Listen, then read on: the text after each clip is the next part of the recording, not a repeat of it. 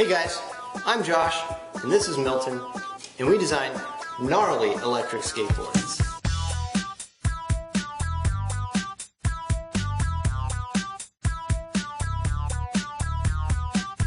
Electric skateboarding has been around for quite a while, but I think what you'll find is that most of the electric skateboards available are underpowered, one-wheel drive, and they really lack that fun factor.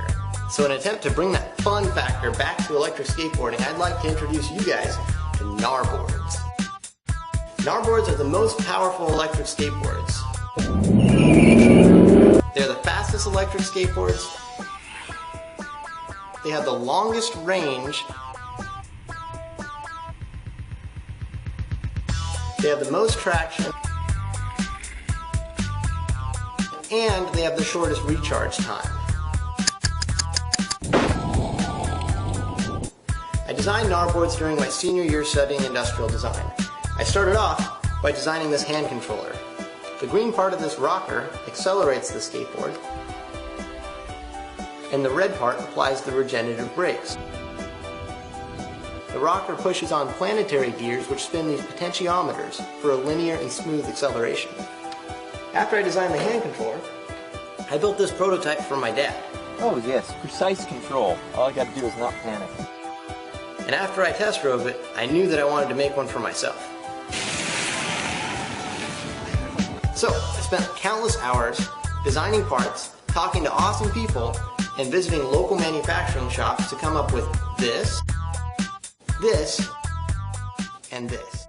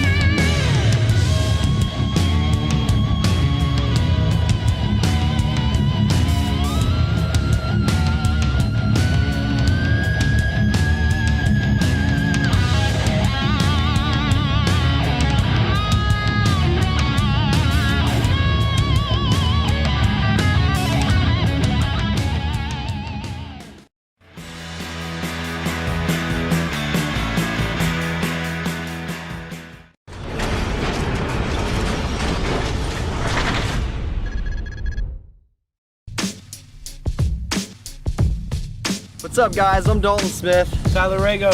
And today we're going to be talking to you about doing drifts on your thick electric skateboard.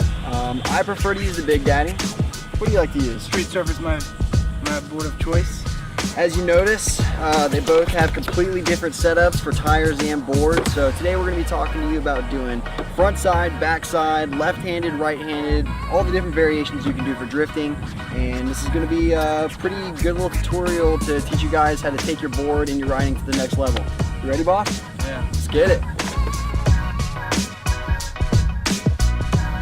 Alright guys, so I'm about to talk to you about the Big Daddy and the difference between a drawn out drift and a quick whip. So we're going to be doing front side and back side. So the first thing is to explain to you what is front side and what is back side. For most people, it's opposite of what they think it is. If I'm going to be doing a drift to the left, that's going to be front side. I'm going to want to grab my rail on the right and pull this way, okay? Backside is actually going to be more towards your front, so that is kind of confusing for some people. So if I'm going to the right, that's going to be my backside drift. So whenever I'm doing front side, that's more of my favorable turn, and it is for a lot of people just because it feels more comfortable.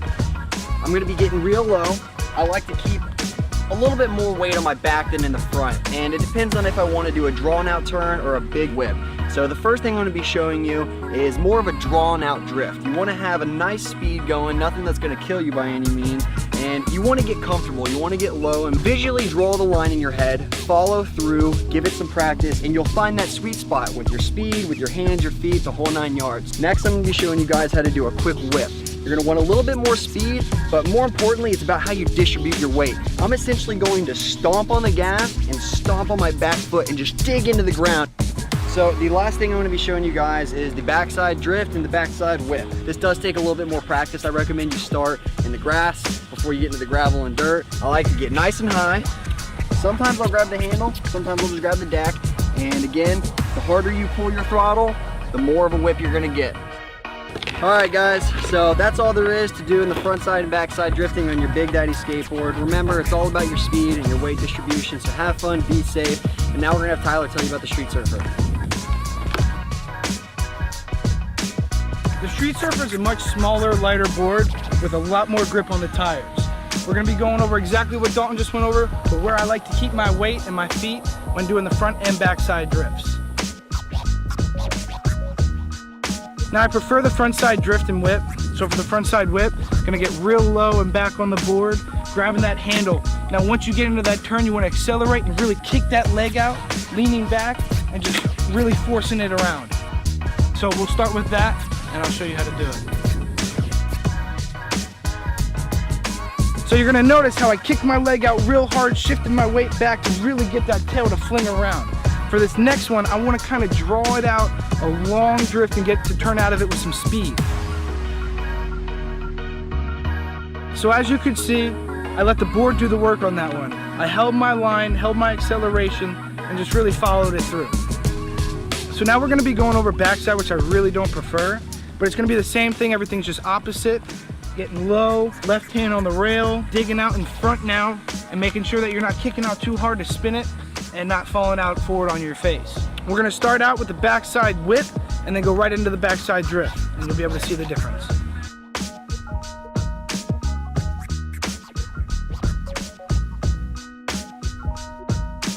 Alright guys, well that was our first trick tip tutorial covering the backside and front side drift on an electric skateboard. So we really appreciate you guys watching. I had a freaking blast. I hope you did too. Fick yeah.